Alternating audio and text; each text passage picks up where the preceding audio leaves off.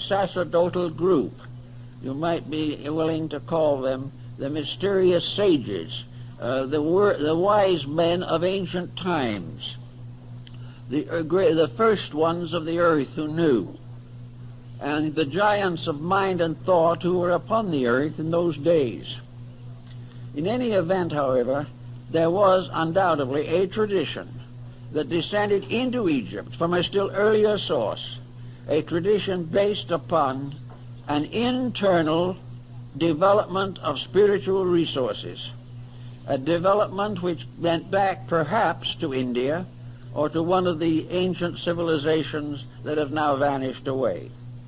But by 4,000 or 5,000 or even 10,000 BC, there was a great knowledge in the hands or in the keeping of a few persons.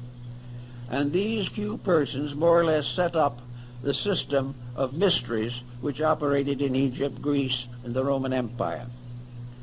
Now in this also, I think it is very important to bear in mind that the initiate system, which was the prevailing system in Egypt at that time, was based upon one tremendous point, a point which we have lost, a point which we have never really attempted to restore, but about which we have given considerable thought and consideration.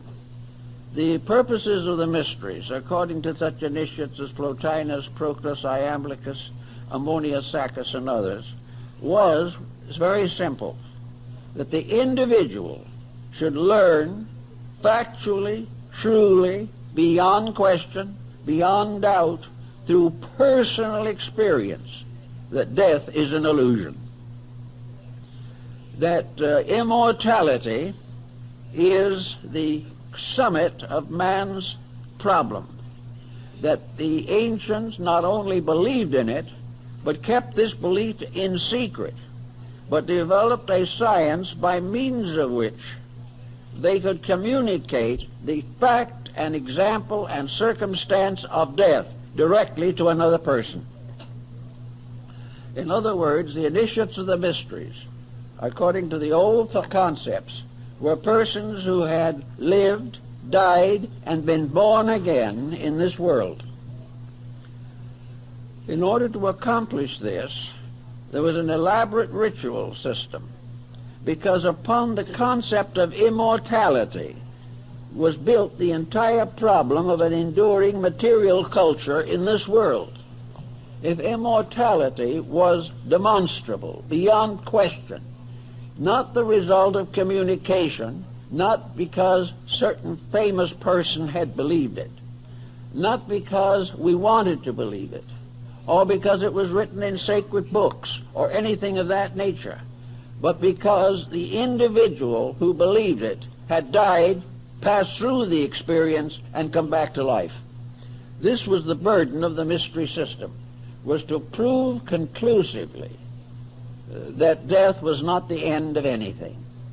Cicero marks this in his discussion of his relationships with life. Marcus Aurelius refers to it. But he refers to it, as they all did, as something known, not something believed, something that could not be denied because it had been an actual experience in the life of the believer. Thus, in the mystery system, in the Egyptian, which we are interested in the moment particularly, the Book of the Dead, which is a misnomer, part of the same type of misnomer that afflicts us in many other ways.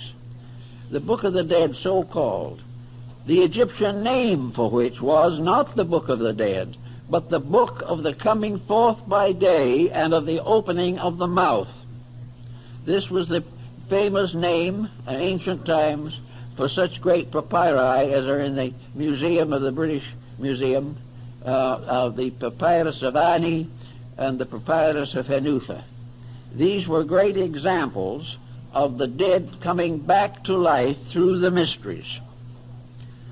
Therefore, the ancient philosophy of life was built upon an eternality of life. It was built upon the fact that the individual was